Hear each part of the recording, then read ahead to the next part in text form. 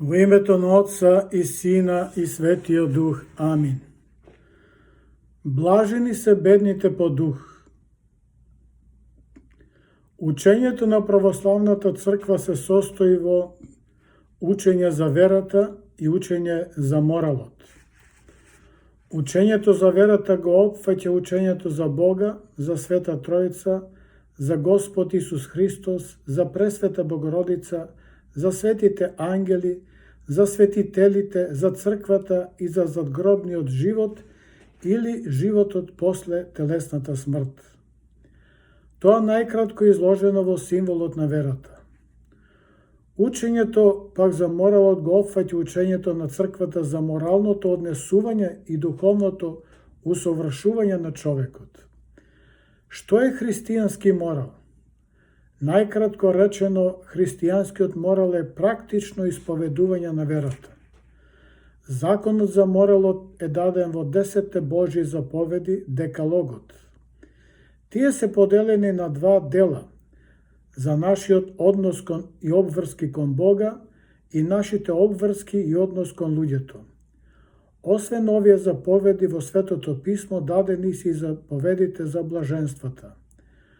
Блаженствата се заповеди за духовно усовршување на христијаните.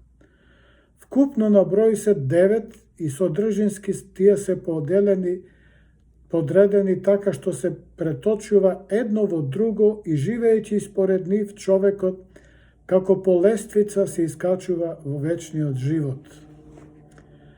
Првата заповед на блаженствата гласи: блажени се бедните по дух.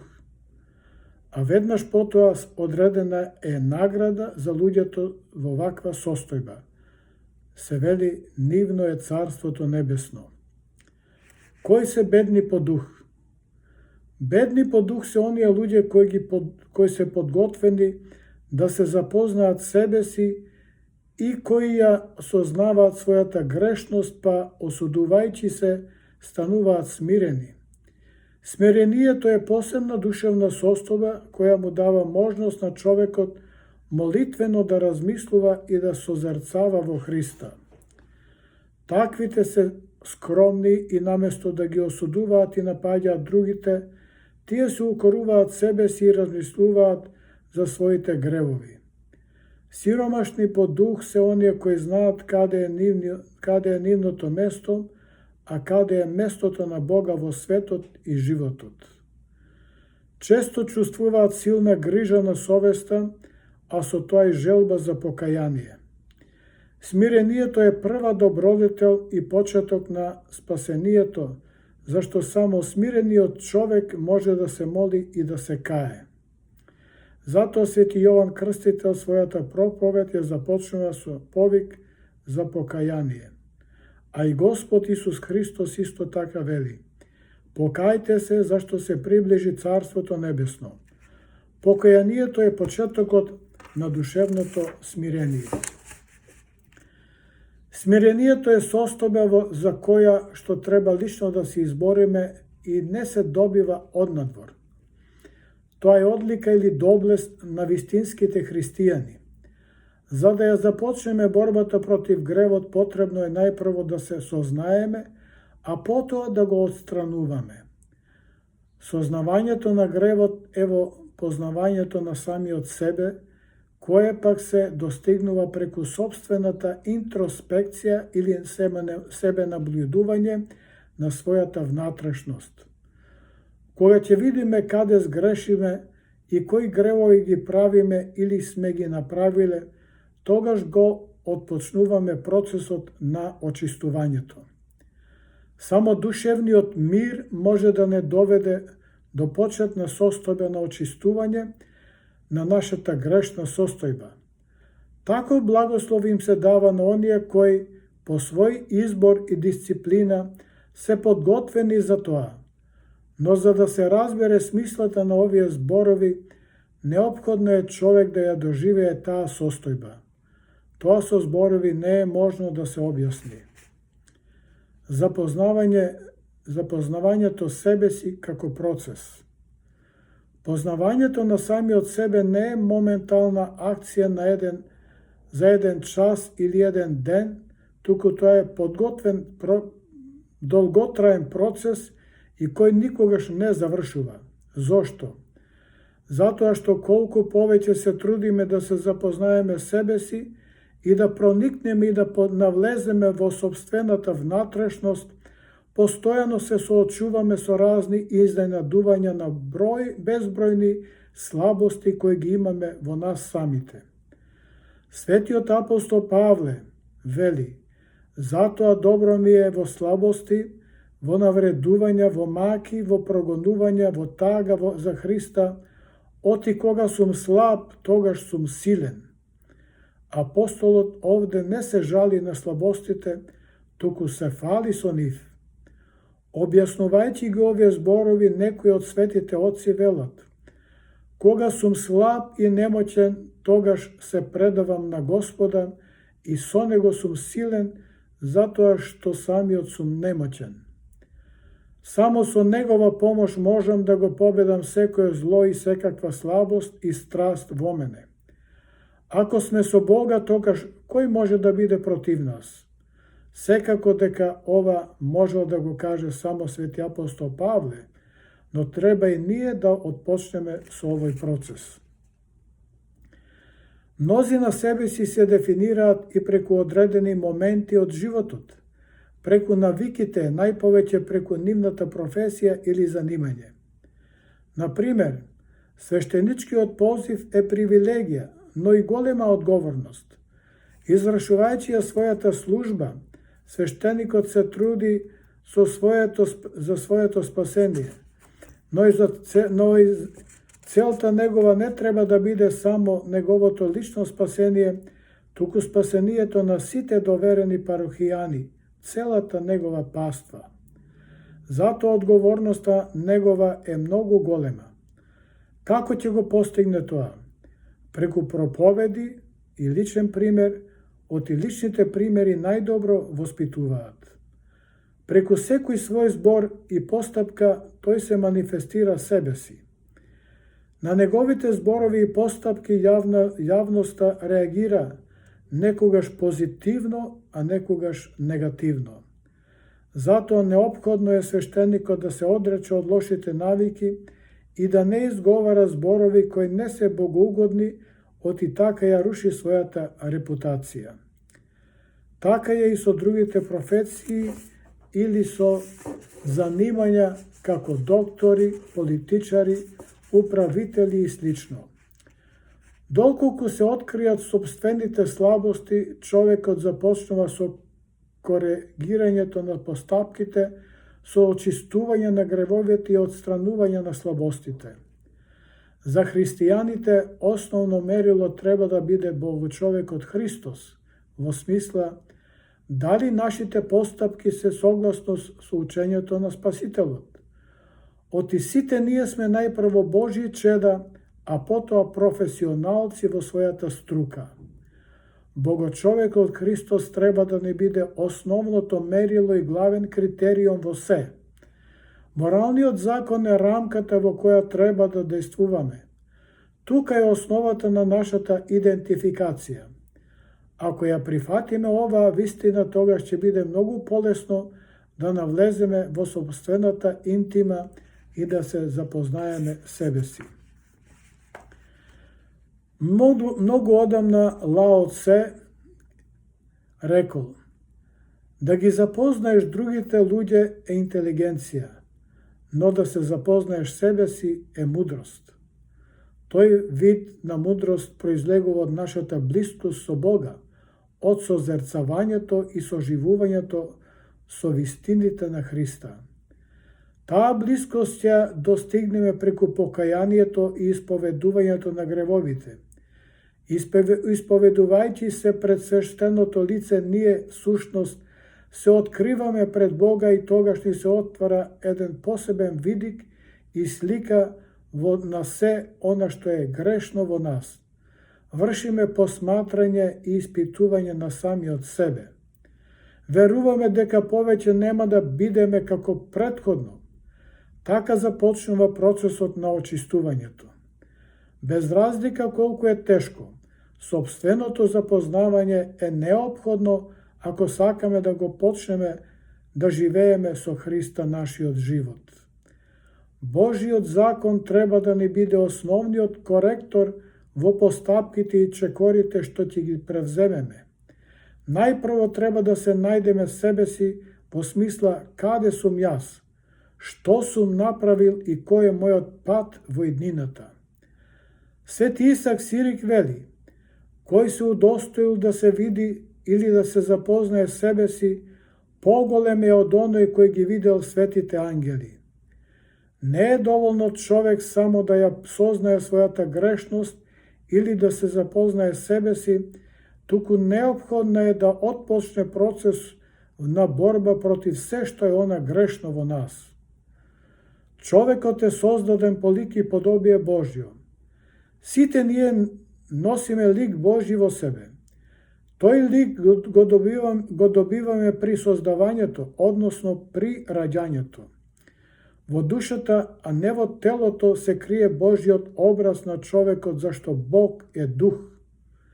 Уподобувањето или прилагодувањето кон Бога пак е можност или задача за наше духовно усовршување, кое не е ништо друго освен облагородување на целокупниот човек, од која резултатите се конечно раскинување со гревот и вечно соединување со светиот Божји дух, вели светиот апостол Павле во посланието до Коринтијаните.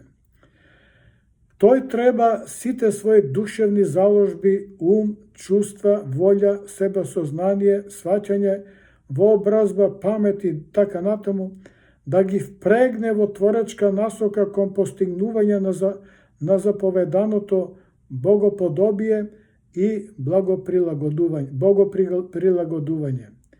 Така преку остварување на постојано молитвено општење со Бога, тој ќе го проширува и задлабочува својот духовен живот, ќе постанува се подуховен и ангелоподобен. Процесот на усовршувањето или богоподобието никогаш не престанува и никогаш не се завршува. Зборот човек произлегува од црквенословенскиот збор человек или человек, а тоа значи суштество кое со челото е усмерено кон вечноста. Тоа не ни е само ознака, туку и животна задача одредена од Бога, вели владика Данило Будимски. Црковна песна од празникот обновување на храмот Вознесение Христово се празнува на 26 септември по нов стил, вели: Расти и создравај, човече, биди нов наместо да останеш стар, и празнувај го обновувањето на душата, додека имаш време за живот, да се обнови во тебе патот на животот, оти старото заврши и се постана ново. Ова принеси го како празничен дар, во добри промени порасни, оти само така се обновува човекот. Народот вели, човекот се учи додека е жив. По зборот учи треба да се разбере и процесот на сознавањето себе си. При секој учење ние дознаваме за работи кои за нас биле дотогаш непознати. Тоа значи се усовршуваме и интелектуално, но и духовно. Секојдневното богослужение, особено светата литургија, му помага на човекот за духовното усовршување. Тука христијанинот на опиплив начин доаѓа до духовните вредности. Не одеднаш, туку постепено. Колку повеќе навлегуваме во содржината на богослужението, толку повеќе откриваме нови вистини за верата и сме појаки. Така и духовно се усовршуваме. Познавањето на верата не доближува до Бога и тогаш чувствуваме дека без Бога сме немоćни. Оваа положба ќе ни овозможи и ние како светиот апостол Павле да велиме: Јас веќе не живеам, туку Христос живее во мене. За познавањето себе си и очајанието. Сознавањето на својата грешност, како и сеќавањето на гревовите, ни создава силни душевни болки. Но да не дозволиме тоа да не однесе во очајание. Напротив, најпрво што треба да направиме, да пристапиме кон покаяние. Преку покаянието Бог простува се, и затоа не треба да се враќаме назад и да очајуваме, туку да бидеме понизни слуги на Бога, да чувствуваме благодарност и радост поради простувањето на нашите гревови. Очајот и разочарувањето се најлошото нешто. Ова е замка на сотоната, за да го натера човекот да ја изгуби желбата за духовни работи и да го одведе во очај, да го одведе во апатија и униние или безволност и мрзеливост.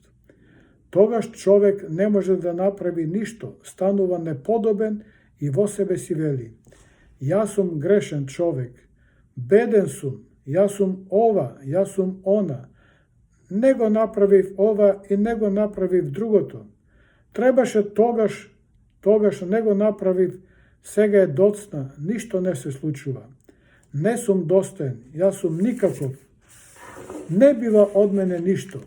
Секој кој мисли така создава комплекс на инфериорност, безпотребно самопонижување и за сето и за него не се е залудно. Тоа е многу тешка состојба. Ова е лажна ѓаволска понизност. Затоа свети Ефрем Сирин во великопостната молитва вели: Господи, не дај ми дух на леност, униние и безволност. Сите овие појави се знаци на очајна личност која била обседната од сотоната. Човек стигнува дотаму и мисли дека е недостоен за се. Тој се обидува да се понижи себе си и станува неподобен.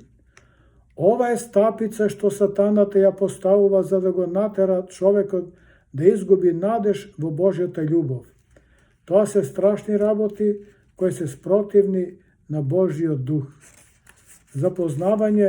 Запознавањето себе си и горделивоста.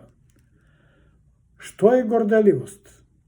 Зборувајќи за горделивоста, свети Максим Исповедник вели: горделивоста како порок произлегува од две врсти на незнаење.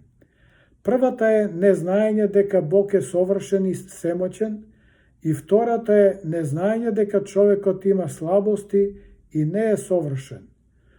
Кога тие двеќе се обедина, тогаш прават помрачена состојба на умот, што пак доведува до горделивост.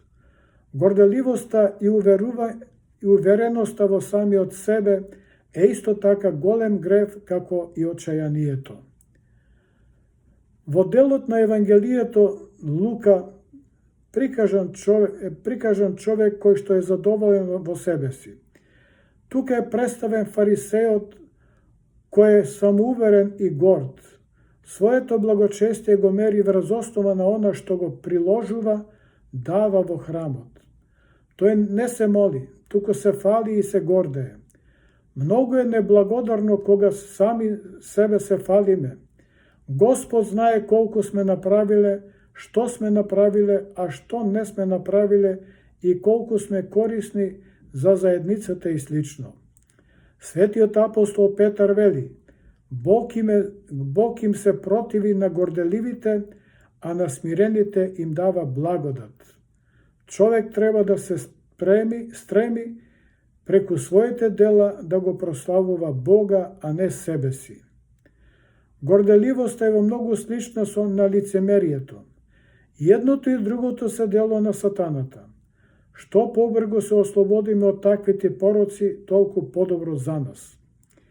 Искреното покаяние е доволно што треба да го направиме и да не се враќаме назад, туку да гледаме што не сме направиле и како од овој момент понатаму.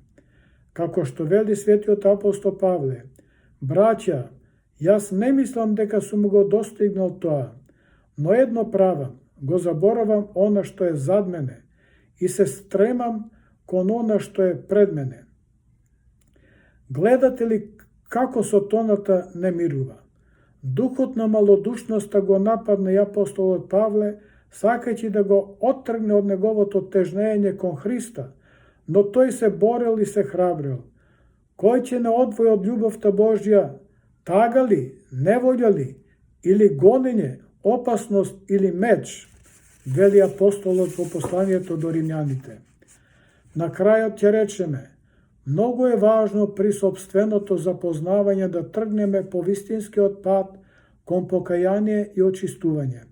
Тоа не е лесен пат, па ниту брз процес. Неопходно е трпение и упорност. Спортистот за да постигне добри резултати неопходно е постојано да тренира. Така е и во верата. Упорноста наша ќе ја благослови Бог со Царство Небесно. Амин.